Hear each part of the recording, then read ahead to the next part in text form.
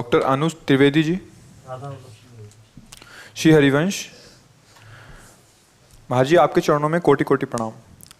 महाराज जी, मैं पेशे से एक चिकित्सक हूँ। महाराज जी, अत्यंत कष्ट, संघर्ष व साधना के पश्चात लाडली जी की कृपा से चिकित्सक बनने में सफलता पाई है और अपने कर्म के प्रति सच्ची निष्ठा व समर्पण रखता था। परंतु विगत 8 मास से जब प्रार्थी इंदौर नगर के एक विख्यात चिकित्सालय में कार्यरत हुआ, तब से न ही कर्म के प्रति निष्ठा बची और न ही इष्ट आराधना में नियम। प्रयासों के पश्चात भी विफल रहा, जिसके फलस्वरूप अत्यंत मानसिक पीड़ा है। कृपया करें, मार्गदर्शन करें महाराज जी। क्या विफलता आपने अनुभव की? विफलता किसे कहते हैं और क्या अनुभव किया कि ये विफलता है?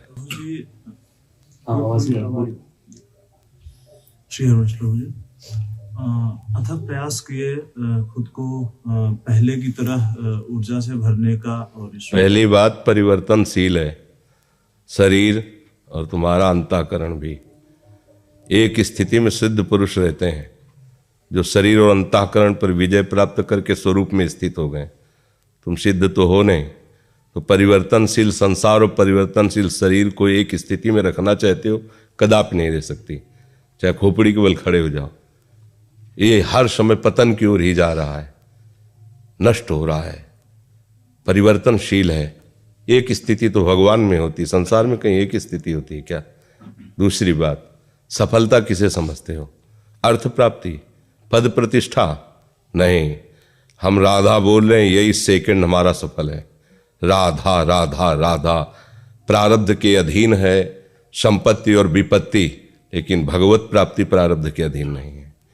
अगर हम नाम जप कर रहे हैं, सत्य से चल रहे हैं, तो गालियां भी मिल सकती हैं, रोटी की भी समस्या आ सकती है, समाज में सम्मान नहीं मिल सकता है, लेकिन भगवान तुम्हारा सम्मान करेंगे क्योंकि तुम सत्य से, धर्म से। तो विफलता और मानसिक परेशानी ये तो हमारी समझ में नहीं है। यदि धर्म से चलने वाला, सत्य से चलने वाला है, तो बाह्य परेशानी आ सकती है, मानसिक परेशानी नहीं, क्योंकि सत्य में चल रहा है, इसलिए प्रसन्नता उसका साथ नहीं छोड़ेगी। ये पहचान सत्य की। भारी से भारी दुख बाह्य, वो उसी आंतरिक आनंद के बल से सहता है। आंतरिक आनंद बल नहीं है, मतलब उद्देश्य गलत है आपका, सिद्धांत गलत है आपका। नहीं, कौन सी समस्या है जो हमें मानसिक दबाव में युक्त कर सके? असंभव। आपके सामने हम बैठे हैं, दोनों किडनी फेल है, अभी थोड़ी देर में डायलिसिस में जाएंगे। कोई नस नाड़ी नहीं जो दर्द न कर रही हो। इसी समय आपके सामने बैठे ना, कोई नस नाड़ी दर्द, अभी उल्टी करना चाहे अभी कर दें, ऐसे हर समय जी होता रहता है। अगर ना बताएं तो आप जानोगे क्या? फिर हम मानसिक दबाव में हैं क्या? सत्संग, कीर्तन, प्रश्न उत्तर? नहीं नहीं, मृत्यु आ जाए तो भी हम मानसिक दबाव में नहीं होंगे। मृत्यु शरीर को आएगी, मेरे को थोड़ी आएगी। तो सत्य का मार्ग ले रहे हो, भजन भी कर रहे हो, मानसिक दबाव भी, ये दोनों बातें संगत नहीं है, बैठती नहीं है। मानसिक दबाव संसारी पुरुष को होता है कि उसने संसार में अपने मन को फंसा रखा, और संसार है द्वंद्वात्मक, कभी लाभ कभी हानि, कभी सुख कभी दुख, कभी मान कभी अपमान, कभी उन्नति कभी अवनति। एक स्थिति रह ही नहीं सकती किसी की, चाहे भगवान ही क्यों ना उस घर में प्रकट हुए हों। आप देखो ना, एक समय हो रहा है कि बड़े बड़े महापुरुषों के बीच में सियाराम का ब्याह हो रहा है, आनंद मगन हो। एक समय हो रहा है वनवास हो रहा है, एक समय हो रहा है सिया जी अलग, राम जी अलग, दोनों विलाप कर रहे हैं। एक समय हो रहा कि आनंद की बधाइयां बज रही, कल सुबह राज्य तिलक होगा। दूसरा समय आया, महाराज प्राण त्याग रहे हैं, कौशल्या मां वैधव्य को प्राप्त हो रहे हैं। एक स्थिति है क्या? व्यवहार में परिवर्तन और द्वंद्व बने ही रहेंगे। उस स्थिति में एक स्थिति रहना, ये भगवान के भक्त का लक्षण है, भगवदानंद का लक्षण है। न शोचति न कांक्षति प्रसन्नात्मा, ब्रह्मभूता प्रसन्नात्मा न शोचति न कांक्षति, समः सर्वेषु भूतेषु मद भक्तिम लभते पराम। अपने लोग क्या होते हैं, सिद्धांत समझते नहीं, बातों को साधना मान लेते हैं। साधना तो कई बार हमने वार्ता में बताया कि यदि आपके पास पारसमणि जेब में है और आपकी सोने की चैन कोई काट ले जाए, अंगूठी छीन ले जाए, आपको तनिक भी दुख होगा क्या? पारसमणि जेब में हम किलो 2 किलो सोना 1 सेकंड में बना देंगे। तो अनंत ब्रह्मांडों को रचने वाला मालिक और मालिक को अधीन करने वाला नाम हमारे पास है। पूरी संपत्ति नष्ट हो जाए तो हम उदास होंगे क्या? अरे जिसने एक पलक झपकते अनंत ब्रह्मांडों की रचना कर दी वो मेरा मालिक है, वो हमारे साथ है। मुख में हो राम नाम, राम तेरे हाथ में, बंदे तू अकेला नहीं, राम तेरे साथ में। हाथ में का मतलब समझते हो? तो तुम चिंता मत करो, मंत्री जी हमारे हाथ में, हम जैसा कहेंगे वैसा। राम तेरे हाथ में, तो अभी केवल बातें थोड़ी हैं, जीवन में उतारो परमानंद। और जब प्रभु आपके साथ हैं तो हर विपत्ति संपत्ति बन जाएगी। विश्वास कर लीजिए, हर विपत्ति तुम्हें प्रभु के नजदीक ले जाएगी। हर विपत्ति में तुम्हें अपने प्रभु की झलक लगेगी। जैसे बच्चा रोने लगता है ना, तो माँ दौड़ के आती, क्या हुआ? माँ को दौड़ाने वाली वो उसकी रोने की वृत्ति हुई। ऐसे जब भक्त किसी विपत्ति में होता है तो आसपास प्रभु ऐसे चलते हैं। ऐसे उसी भक्त को अनुभव होगा जिसने प्रभु को केवल प्रभु को अपना बल माना है। कोई और सहारा है तो फिर नहीं होगा, फिर अनुभव में नहीं आएगा। इसलिए मानसिक दबाव वाली बात तो हटाइए। नाम जब चल रहा है आप याद रख लो, त्रिभुवन की संपत्ति तुम्हारे पास आ जाएगी, त्रिभुवन की। पर कुछ कार्य हैं जो नाम कर ले, पहले तुम्हारे पापों का नाश कर ले, तुम्हारी दुष्प्रवृत्तियों का नाश कर ले, तुम्हारे हृदय को पवित्र करे। फिर चाहोगे तो कुबेर का खजाना भी तुम्हारे को बहुत छोटा लगेगा। नाम ऐसी संपत्ति देगा ना, ब्रह्मादिक के भोग सब विषम लागता है। ब्रह्मादिक के, कुबेर क्या चीज है? परमेष्टि पद ब्रह्मा, विषम लागता है। नारायण ब्रजचंद की लगन लगी है, रूप छके घूमत रहे, तन को तनिक न भान। नारायण दृग्जल भाई हाय प्रेम पाई, प्रीतम साथ घूम रहा है, उसका मतवालापन। सबसे बड़ा पद है त्रिभुवन में हरिदास पद, इससे बड़ा ब्रह्मा का भी पद नहीं, मोक्ष पद भी इससे बड़ा नहीं। तो आज ही वो हो तुम, प्रभु के दास हो, प्रभु का नाम। उदास कैसे हो रहे? प्रभु का दास हो उदास हो रहा है, मेरी तो समझ में नहीं आता। मृत्यु भी महोत्सव होती है यहाँ, विपत्ति भी संपत्ति होती है यहाँ, गालियां भी प्रशंसा का काम करती हैं यहाँ। ये भगवत मार्ग है। गरल सुधा रिपु करहि मिताई, गोपद सिंधु अनल शीतलाई, गरुण सुमेरु रेणु समताही, राम कृपा कर चितवा जाए। तो आनंदित रहो, भगवान के दास हो, प्रभु के अंश हो। ये बाहरी को लेकर के अगर चलोगे, कभी आज तक कोई सुखी नहीं हुआ। कोई, भगवान कृष्ण का अवतार हो रहा है, ये परिस्थिति तो किसी की भी नहीं होती होगी जो परिस्थिति भगवान के माता पिता की हुई। तो अपने लोग तो उनका नाम जप कर रहे हैं ना, वो तो उनके माता पिता हैं, भगवान के बाप नहीं कहे, भगवान के बाप है। बेड़ी पैरों में बेड़ियां, हाथों में हथकड़ी। अवतार कौन ले रहा है? जिसका नाम सुनते ही जीवन मुक्त हो जाता है। वैसे तो जगत है, जगत की लीलाओं को तुम समान नहीं कर सकते हो, कभी कोई नहीं कर पाया। दिन है तो रात है, शुभ है तो अशुभ है, लाभ है तो हानि है, हानि है तो चिंता मत करो लाभ आएगा।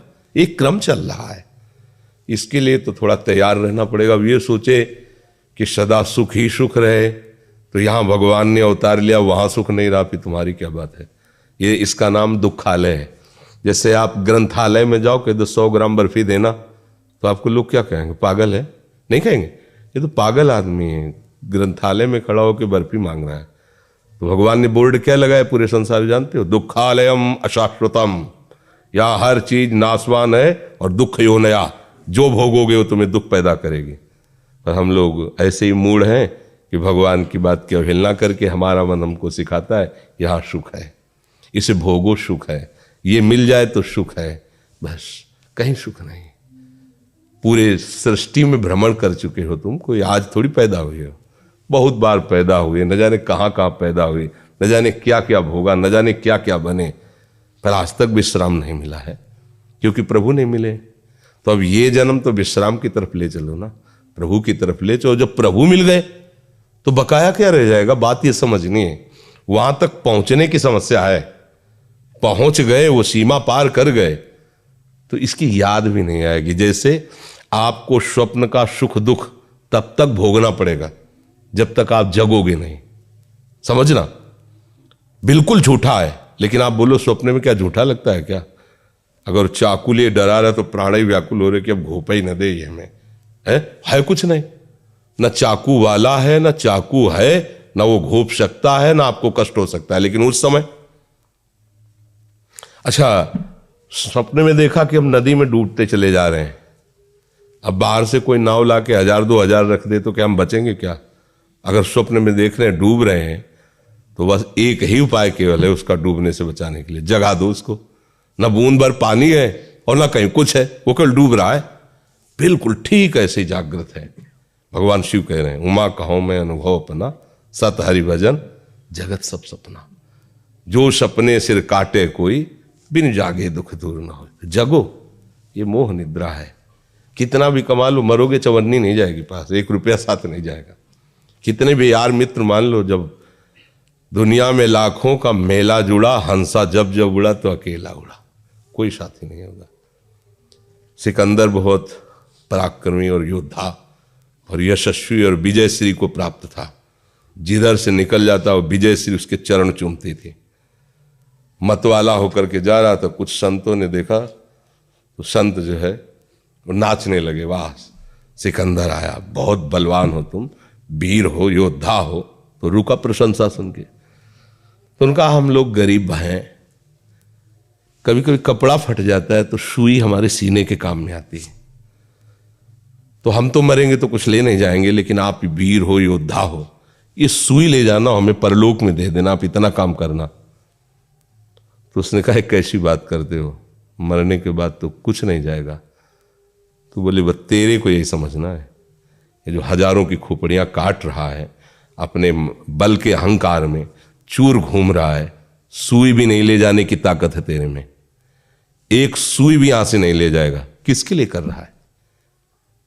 तो उसने आदेश किया कि जब सिकंदर मरे तो हाथ ऐसे विमान से कर देना जिसे सब लोग जाने, ऐसा पराक्रमी और ऐसा पूरे संसार को अधीन करने की इच्छा रखने वाला जब मर के जा रहा है तो कुछ हाथ में नहीं है, कोई साथ नहीं है।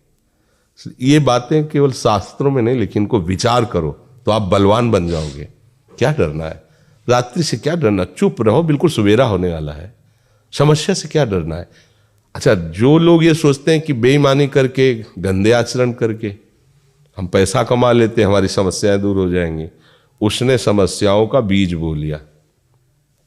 बहुत बुरी तरह जब वो बीज जगेगा तो उसका नाश बहुत बुरी तरह होगा। कुछ ऐसे भी डॉक्टर होते हैं जो अधर्म का आचरण करते हैं। हमारे पास एक आए थे, उन्होंने बताया था कि हमको लाखों रुपया दिया जाता है कि आप मीठा जहर इनको दवाई के रूप में दीजिए, 1 महीने मर जाना चाहिए, कोई जान ना पाए, प्रॉपर्टी हमारे नाम हो जाए। महाराज जी ऐसा कुछ करना पाप तो नहीं है? और पाप नहीं है कैसे, ये प्रश्न बनता है क्या? भयानक पाप कर रहे हो। तो कई तरह से आपका जो उद्देश्य है, मरीज रूप से भगवान आए हैं, सही माने में जितने की दवा है, जितना आपकी सेवा है, उसको आप कर दीजिए, उसको बचाने की चेष्टा कीजिए, पैसा की नहीं। तो मालिक आपको खुशी रखेगा। पैसा से ही खुशी नहीं होती, खुशी मालिक की, प्रभु की प्रसन्नता से होती। पर अज्ञानी जी को लगता है मैं इन किन प्रकार धन कमा लूं तो मैं बड़ा आदमी बन जाऊं, सुखी हो जाऊं। ये भ्रम है, कोई भी करके देख ले, प्राय सब इसी में लगे, सब अशांत है। हृदय जो एक, देखो आप बढ़िया भोजन पाओ, फिर देखो कैसा लगता है। और एक आदमी भूखा गली में जा रहा हो, मांग रहा हो, अपना भोजन अपने हिस्से का, आप उसको बैठाल के पवा दो, फिर आप अपने हृदय में जाकर देखो कैसा लग रहा है। जीवन में वैसा नहीं लगेगा जैसा उसको पवाने से लगेगा। एक हृदय में शीतलता होगी, एक अजीब मस्ती आएगी, एक अजीब उसके। तो किसी का भोजन छीन के पा रहे हो तो तुम्हें कैसे सुख प्राप्त होगा? मतलब कोई गरीब है, पढ़ा लिखा नहीं है, अस्पताल आया है, आप उसको जितना चाहो आप लूट सकते हो। और आप चाहो तो उसको पूरा प्रयास करके आप उसी को साधना बना सकते हो कि भाई आवश्यक जो कार्य हो आप खर्चा कर दीजिए, मैं जितना प्रयास है वो आपको सुख पहुंचाने करूंगा। तो भगवान ये बात देख रहे हैं, किसी को जलाने की जरूरत नहीं, वो आपका मंगल वो मंगल करेंगे, सब मंगल हो जाएगा। तो अपने को निराश नहीं होना। हो सकता है सत्य पे चलने वाले को रोड़े लगे, 4 लोग तुम्हारा विरोध करें, कोई तुम्हें साथ न दे, तो 4 लोगों के साथ से हमारा साथ नहीं है, हरि के साथ से। अगर वो है सब झुक जाएंगे, वो नहीं है सब बर्बाद हो जाएगा, बना बनाया सब बर्बाद हो जाएगा। हमारी बातों को मनन करना और घबराना नहीं कभी। किस बात के लिए घबरा रहे हो? तुम्हारा क्या चला जाएगा जो तुम घबरा रहे हो? क्या चला जाएगा? ये तुम्हारा था नहीं जिसे तुम अपना माने हो। माया का था, माया में है, वो ऐसे बदलता रहता है। एक समय यहाँ था जहाँ कूड़ा पड़ता था, यहाँ जहाँ बैठे, आज इस समय भवन बना हुआ, सत्संग हो रहा, कल फिर कूड़ा पड़ेगा। इसका क्रम है, एक समय फिर आएगा, ये नष्ट हो जाएगा, या फिर दूसरा कुछ होगा, फिर वो समटेगा, फिर अच्छा होगा, बस यही चलता है। कहीं राजमहल नगर, तो कहीं खंडहर, कहीं नदी का प्रवाह, कहीं ब्याह हो रहा है, कहीं मरण के शोक हो रहे हैं, कहीं जन्म के बधावे हो रहे हैं। ये खेल हरि का चल रहा है। तो इस खेल को खेल की तरह देखो, सत्य मत मानो। जैसे आप नाटक देखने जाते हैं सिनेमा, तो उसको पहले मान लेते हैं ना झूठा है, फिर मनोरंजन के लिए जाते हैं, आप 3 घंटे देखते हैं, शोक मगन थोड़ी हो जाते हैं। आपको पता है ये गोली मार रहा है, झूठी, उसको गोली लग रही, झूठी, दोनों झूठा खेल खेल रहे, केवल मनोरंजन। बिल्कुल ठीक ऐसे यहां हो रहा है। नैनम छिन्दन्ति शस्त्राणि नैनम दहाति पावका न चेनम क्लेदेन जापो न शोष्यति मारता। कोई मार ही नहीं सकता, कोई अस्त्र ही आज तक नहीं पैदा हुआ बनाया गया ऐसा जो आत्मा का छेदन भेदन कर सके। मरेगा तो नहीं ना, मारने का नाटक हो रहा है ना, वो मरने का नाटक कर रहा है। शरीर परिवर्तन को, जैसे वो रोल परिवर्तन, कभी वो विलेन, कभी वो अच्छा बना, कभी उसने मारा, कभी उसको मारा, और बहुत सी फिल्मों में देखने को मिलता है कि वही है, पहचानते पर आपको पता है रोल हो रहा है। ऐसे एक श्री कृष्ण माया का पर्दा लगा के वही रोल कर रहा है, दूसरा नहीं। नाम रूप बदलता जाता है, खेल खेलता जाता है। तुम पहचान लो तो जीवन मुक्त हो जाओगे, नहीं पहचानोगे तो फंसे रहोगे। बस इसे समझ ले, इसी को ज्ञान कहते हैं। पर अपने लोग ज्ञान की बातें तो बघारते हैं, लेकिन अंदर उसे नहीं उतार पाते, इसलिए परेशान हो जाते हैं। जी। शिव मेहता जी जालंधर से। राधा वल्लभ श्री हरिवंश। गुरुदेव भगवान, आपके चरणों में दंडवत प्रणाम। गुरुजी, मुझ अदम से पापी से पाप कर्म बन गए हैं, जिसकी माफी भी नहीं हो सकती। आप श्री के सामने आने की हिम्मत भी नहीं थी। पता नहीं कैसे आपकी कृपा से आपके समीप आ गया हूँ। मुझ हम ये तो नहीं जानना चाहेंगे कि आपने क्या पाप किया, पर हम ये जानना चाहते हैं कि जो पाप एक बार आपसे हो गया वो पुनरावृत्ति तो नहीं कर रहे हैं। एक बार गलती हो जाए तो वो क्षमा के काबिल होता है, कोई भी हो, जान के भी हो जाए। तो वो कह रहा है जरूर जान के हो गई, पर वो अज्ञानी है, वो नहीं वास्तविक जानता। अब अगर वो गलती पुनरावृत्ति हो रही है, अब वो अक्षम्य हो जाती है। तो हमें देखना है कि अगर कोई भी हमसे ऐसी गलती हो गई जिसका हमें हृदय में पश्चाताप है कि नहीं होना चाहिए, कोई भी गलती हो, फिर हम दोबारा नहीं होनी चाहिए। अगर दोबारा नहीं होगी तो भगवान कहते हैं हम तो हम सर्वपापेभ्यो मोक्षयिष्यामि मा शुचः। अगर आप जान गए हो कि हमसे पाप हो गया है तो अब दोबारा ना हो। बात ध्यान रखना, दोबारा ना हो तो पहले वाला जो हो गया है कुछ और करने की जरूरत नहीं, प्रायश्चित करने की जरूरत नहीं। प्रभु का नाम जप करो, उनके आश्रित रहो, वो सब क्षमा कर देंगे, बड़े कृपालु हैं वो। पर अगर बार बार वही करते रहो, कहते रहो क्षमा करो क्षमा करो, तो फिर दंड से नहीं बच सकते। ये पक्की बात समझ लो। आज सत्संग में सुना कि ये सब बुरा जो मैं अभी तक कर रहा था गलत है, और आज निश्चय किया कि अब लो नशानी अब ना नसीहो, और भगवान का भजन करने लगे तो भगवान कृपा करके सब वो नष्ट कर देंगे, सब माफ कर देंगे। लेकिन आज कहने के बाद फिर आप वही बार बार करेंगे तो प्लस हो जाएगा, फिर झेलना मुश्किल हो जाएगा। ये जो भगवत शरणागति से बचाव पक्ष है वो ये कि अवलव नशानी आज तक होता रहा। हे नाथ, आप ऐसा बल दीजिए कि दोबारा हमसे गलती ना हो। कोई भी गलती, खान पान व्यवहार, कुछ भी गलतियां किसी से भी हो सकती हैं, तो आगे से गलती ना करो। प्रायश्चित अंदर यही जो जलन हो रही है, आपको पछतावा हो रहा है, यही प्रायश्चित हो। नाम जप करो, प्रभु के आश्रित रहो, नाम जप नहीं हो रहा, नाम जप नहीं हो। कीर्तन करो, कीर्तन राधा राधा राधा राधा राधा। इसके लिए थोड़ी हमें मन की जरूरत है। होता नहीं कि हमारा मन प्रभु में नहीं लग रहा, वो तो बहुत अच्छे साधक हैं जो मन को लगाना चाहते, मन नहीं लगा पर जबान राधा राधा राधा राधा राधा राधा। अहो वत्सो पचतो गरियान यज्ञ भाग्य वर्तते नाम तुभ्यम। अहो माने आश्चर्य की बात है कि वो चांडाल भी परम पूजनीय हो जाता है जिसकी जिह्वा पे हरि नाम हो।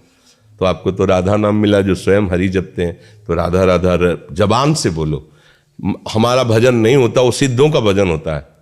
भजन के लिए प्रयत्न करना होता है। हम प्रयत्न करते करते, अभ्यास करते करते जब ऐसी स्थिति को होते तब भजन होने लगता है। जब होने लगता है तो फिर रुकता नहीं। जैसे दिल की धड़कन नहीं रुकती, ऐसे भजन नहीं रुकता। अभी तो हम शुरुआत कर रहे हैं ना, तो हमारा प्रयत्न होगा इसमें। राधा राधा राधा राधा राधा। अब कहते हमसे होता नहीं, नहीं वैसी बात नहीं। देखो, इसको प्रमाद में मत डालिए। आप में वाणी में सामर्थ्य है, आप वाणी जी गाइए, आप नाम कीर्तन कीजिए। माना जप में मन नहीं लगता, लेकिन राधा राधा बोलने में राधा राधा राधा राधा राधा राधा राधा हो रहा है भजन, तो हो रहा है ना, राधा वल्लभ श्री हरिवंश राधा हो रहा है भजन। जरूरी माला से करें, जरूरी में बंद करके करें। भाई मंत्र का कीर्तन नहीं कर सकते, नाम का तो करें, और इसको बहुत धीरे से भी गुनगुना सकते हो, कोई सी भी ध्वनि में फंसा लो। हमको भजन करना है, किसी भी ध्वनि में फंसा ले और अंदर ही अंदर गुनगुना रहे, अंदर अभी आनंद आए। पर हम लोग क्या प्रमादी हैं। कुछ लोगों को भ्रम रहता है कि साधु महात्माओं को भेंट दे देंगे, फल दे देंगे, वो आशीर्वाद दे देंगे, कुछ नहीं, सब नाटक है। बिना भजन के भव से तरना असंभव, बिल्कुल प्योर बात समझ लो। विनिश्चितम बदामिते नान्यथा वचांस में बारी मथे घत होए बर सिकता पे बर तेल बिनु हरि भजन। संतों की यही कृपा होती है कि हम उनके सामने बैठकर अपने मन के संशयों की निवृत्ति करें और उनकी आज्ञा का पालन करें। बकाया सब नाटक, बात समझ लेना। फल फूल और ये वो सब, ये तो एक व्यवहार है, इसमें कुछ नहीं है, पक्की बात समझ लेना। हाथ धरवाना, पैर छूना, ये सब एक व्यवहार है, कुछ नहीं है। आज्ञा का पालन न करो, कुछ नहीं होने वाला। आज्ञा का पालन करो तो सामने जाते ही उनकी दृष्टि पड़ेगी और आपको देखेंगे, और अंदर से जो उनका प्यार आपके प्रति उदय होगा वो आशीर्वाद है। तो वो जबान से नहीं कहा जाता, वो तुम्हारी आई हुई बाधाओं को ऐसे मिस के रख देगा, नष्ट करके रख देगा। आशीर्वाद मांगने की थोड़ी जरूरत है, आप चलो। जैसे बेटा है ना, तो माँ उसको कहती है कि भोजन पाले, देख ये हलवा ये पाल, और जब पा लेती तो माँ का हृदय शीतल होता है, क्योंकि वो माँ है। पाया आपने, सुख माँ को हो रहा है। ऐसे ही गुरु को सुख होता है जब शिष्य उनकी आज्ञा पर भजन करता है, कल्याण उसका होगा, पर गुरु को आत्म शांति मिलती कि मेरे वचनों का आदर करने के कारण इस जीव का मंगल हो गया। अब जो उसके बाधाएं पड़ रही वो अपने पावर से हटाएगा, क्योंकि आप चलना चाहते हैं ना।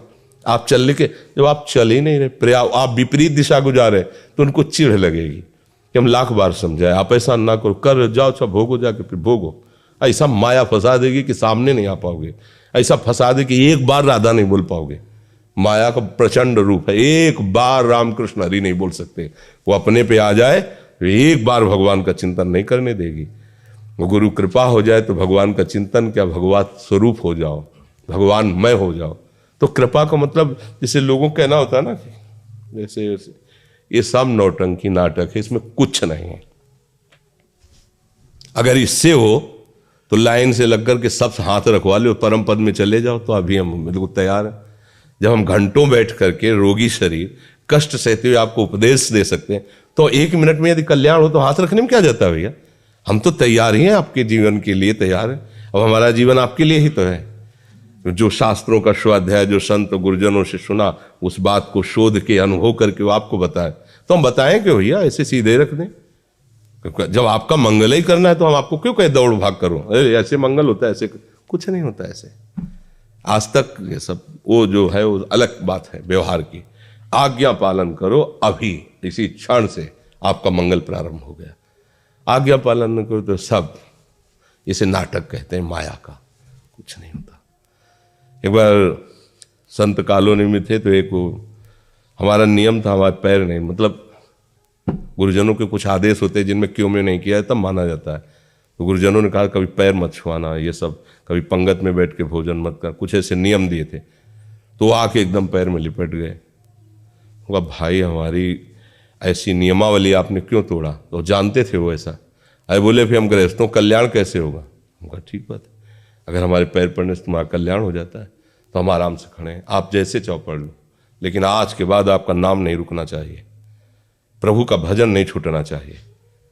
अगर ऐसा नहीं तो फिर हम अगर प्रतिकूलता का संकल्प करेंगे तो तुम मतलब समझ लो तुम्हारे कर्म तुम्हें कहाँ पहुंचा रहे हो। अगर हम प्रतिकूलता का संकल्प कर लेंगे तो तुम्हारी हालत क्या होगी?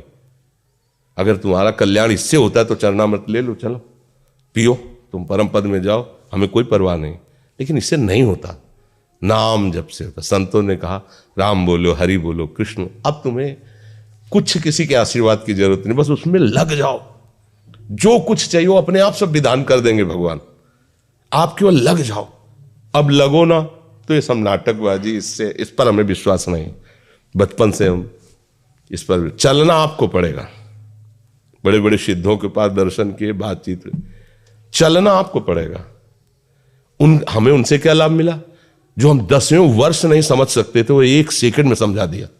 बात हमारी समझ में आ गई और हमारे चलने के लिए अंदर उत्साह आ गया। पर चलना आपको पड़ेगा।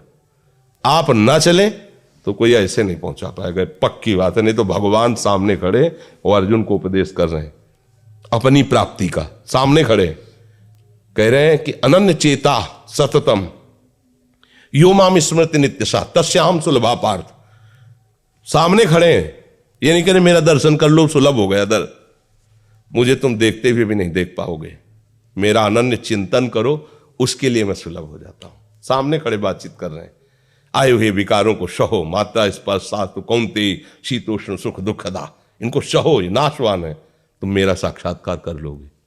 मतलब समझो, भगवान सामने खड़े कह रहे चिंतन करो, तो संत जन कहते भगवान का चिंतन करो, अगर नहीं करोगे तो नहीं समझ पाओगे। इसलिए सावधान चलो। प्रसेनजीत कुमार दिल्ली से। राधा वल्लभ श्री हरिवंश। महाराज जी आपके चरणों में कोटि कोटि प्रणाम। महाराज जी, जब भी मैं पढ़ने की कोशिश करता हूं तो मेरा मन एकाग्रचित नहीं हो पाता, मन में कुछ और चलता रहता है, पढ़ाई में मन ही नहीं लगता, मेहनत करने के बाद भी सफलता नहीं मिल रही। महाराज जी कृपा आप मार्गदर्शन करें। उद्देश्य ठीक हो जाएगा तो मन लग जाएगा। उद्देश्य हमारा गलत है, अभी पढ़ाई उद्देश्य नहीं है। अगर ठीक से उद्देश्य बन जाए पढ़ाई का तो कैसी बात करते हो। उद्देश्य में बहुत बड़ी ताकत होती है। हर कष्ट सहते हुए अपने उद्देश्य की पूर्ति में कदम नहीं लड़खड़ाते, जिसका उद्देश्य बन जाता है। उद्देश्य बन जाए तो ब्रह्मचारी हो, उद्देश्य ठीक हो, एक बार पढ़ लोगे, 1000 वर्ष अगर जीवित रहे कभी भी पूछ लो बात आ जाएगी उसके दिमाग में। अब नाना प्रकार की क्रियाओं से ब्रह्मचर्य का नाश करे, अपने उद्देश्य का नाश करे, तो फिर यही बातें होती जो आप कह रहे हो। कक्षा 9 पढ़े, व्याकरण नहीं पढ़े, शास्त्री नहीं पढ़े, कहीं दूसरी जगह ऐसे नहीं गए कि बैठ के सत्संग सुन के और सीख के बोल रहे, तो भगवद आश्रित हो जाओ सब। अब आप खुद समझना हमारी बात को, आप खुद अपना नाश कर रहे हैं। ब्रह्मचर्य का नाश, वीर का नाश, जीवन का नाश है। ब्रह्मचर्य अगर सही है, आपने किसी तरह इधर उधर तो ये प्रश्न ही नहीं रहेगा। जिधर दृष्टि डालोगे उधर जय होती चली जाएगी। आजकल के बच्चे नौजवान इसको मनोरंजन समझते हैं और उनको सलाह भी ऐसी मिलती है कि हम जैसे बोल रहे हैं ब्रह्मचर्य के लिए, तो डॉक्टर और आपको जो इधर सांसारिक प्रोत्साहन देने वाले हैं वो आपको सलाह देंगे। हमें तो अंग्रेजी का शब्द नहीं याद है, फ्रस्ट्रेशन। हाँ, यही जो स्टेशन कह रहे हैं गाड़ी स्टेशन से अलग कर दो तो बोले तुम बहुत शांत हो जाओगे और फिर अपने काम में। देखो कैसा उपदेश दिया जा रहा है कि वो, तो ये जो कमियां है ना, ये कोई भूत नहीं है जैसे लोग कहते हैं ना, पता नहीं कौन, ऐसा कुछ नहीं, गंदी आदतें हैं, इन पर संयम लाओ। आप समझ रहे, स्वीकार करते हो हमारी बात कि इसमें आपको संशय है? हाँ, तो आप देखो, हम आज ही सत्संग में बोल रहे थे, हमारे रक्त का स्वभाव है ऐसे, जैसे कट जाए ना तो उसका स्वभाव थोड़ी देर में गाढ़ा होने की कोशिश करेगा।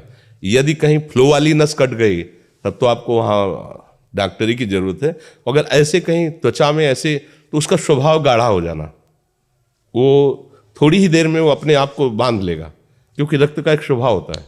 अगर वो बाहर किसी तरह भी आया तो ठंडा होकर गाढ़ा हो जाएगा, वो रोक लेगा। इसकी आखिरी परिणति है वीर्य, वो स्वयं से नहीं निकलता, वो इससे भी गाढ़ी वस्तु है, वो घर्षण से निकलता है। अगर आप उसको गर्म न करें चिंतन के द्वारा, क्रिया के द्वारा, तो नहीं निकलेगा। और जब हम उसको, तो फिर वो जीवन को नष्ट, प्राय इस पर बच्चे ध्यान ही नहीं देते कि ये कोई मार्ग भी है। और परिणाम क्या होता है कि फिर वो संसार में, जिसे डिप्रेशन कहते हैं, मानसिक रोग से ग्रसित हो जाते हैं, क्योंकि इसका परिणाम यही है। या तो आपको प्रमाद और आलस्य युक्त होकर समाज से अलग पड़ा रहना पड़ेगा, और या फिर आखिरी कि आत्महत्या कर लें, ऐसी सलाह आपका मन देगा, ऐसी स्थिति में पहुंचा देगा। इसलिए हमें लगता है जब तक ब्याह न हो तब तक ब्रह्मचर्य से रहो, ब्याह भी हो जाए तो संयम से रहे। ये जीवनी शक्ति है, ये किसी के साथ खिलवाड़ नहीं करना चाहिए। पढ़ाई लिखाई वो कैसे तुम्हें बताए, अभी आप छेड़ना मत। जैसे लोग कहते ना मैं बहुत परेशान हूं, कुछ करता नहीं हूं, ऐसा हो जाता है वैसा हो जाता है, तो आपको हम बता रहे रक्त का स्वभाव है जैसे, तो इसकी आखिरी परिणति है वो वीर, उसका स्वभाव नहीं है बहना, उसका स्वभाव ऐसा है। उसको जब तक ताप नहीं लगेगा तब तक वो बाहर नहीं हो सकता। आपने गलत अभ्यास किया, माना 2-4 महीने 5 महीने वो अपने अभ्यासवश पतित होगा, लेकिन आप छोड़िए, उसका चिंतन छोड़िए, उसकी क्रिया छोड़िए, अपने आप वैसे हो जाएगा। जैसे रक्त है, आप 1 महीने में देना शुरू करो, जो देने का नियत कितना 100-200 ग्राम 500 ग्राम जो भी दिए 300 जो भी आप दीजिए, हर महीने तैयार हो जाएगा। और आप ना दीजिए तो आपके शरीर को अभ्यास हो जाएगा, आप दीजिए तो शरीर को अभ्यास हो जाएगा। वो शरीर अगर आप रोज 300 तो फिर क्या होगा, आप मर जाओगे। समझ रहे हो ना, ऐसे शरीर की क्षमता, जैसे डॉक्टर जन के देखते हैं तुम्हारी क्षमता नहीं खून देने की, चलिए क्योंकि अगर निकाल लोगे क्षमता नहीं तो उसकी हानि हो जाएगी। हाँ तुम्हारी क्षमता है, तुम्हारे अंग ठीक है, तुम स्वस्थ हो, महीने में ऐसा या जो समय अवधि सोचो, रक्त की आखिरी परिणति वो है वीरे, और आप क्या कर रहे हैं रोज कई कई बार, आपका परिणाम क्या होगा? अगर रोज वो खून निकाला जाए तो आदमी की हालत क्या हो जाएगी? खून की आखिरी परिणति है, अन्न रस जो हमने पाया उसकी परिणति धीरे धीरे परिवर्तित होते हुए मांस मज्जा रक्त, इनके वो आखिरी सप्तम धातु है वीर, और उसके साथ ऐसा खिलवाड़, कैसा जीवन होगा आपका? तो इस पर कोई विचार ही नहीं करता, समझता है ये तो केवल बाबा जियों का विषय। नहीं, आप मनुष्य शरीरधारी हो, आपको भी संयम से चलना है, और जब तक ब्याह हो तब तक तो संयम से ही चलना चाहिए। बच्चे बच्चियों को तो गृहस्थी में अच्छे गृहस्थ बनेंगे जाकर, फिर उनकी हानि नहीं हो पाएगी उतनी। अब पहले से ही तो फिर अब वो पढ़ाई में मन कैसे लगे जब आपके पास पढ़ाई वाली सामग्री ही नहीं रह गई है। पहले क्या होता था, जैसे गुरुकुलों में स्मृति आपकी कमजोर हो रही है तो मेधा शक्ति बलवान करने के लिए ब्राह्मी उसको पिलाई जाती थी, ब्राह्मी है ये चीजें। क्यों? क्योंकि उनमें इतनी शीतलता, उनमें पौष्टिकता है कि वो वीर का वर्धन करके वीर को रोकेंगी, खास बात उसमें होती थी। अब हम इस बात को ना समझ करके फ्रेंड बनाते हैं और वो विनाश का खेल खेलते हैं जो हमारी सारी सांसारिक और पारमार्थिक दोनों उन्नति का नाश कर देता है। अब उस प्रश्न का क्या होता है? अब उसके लिए क्या सलाह?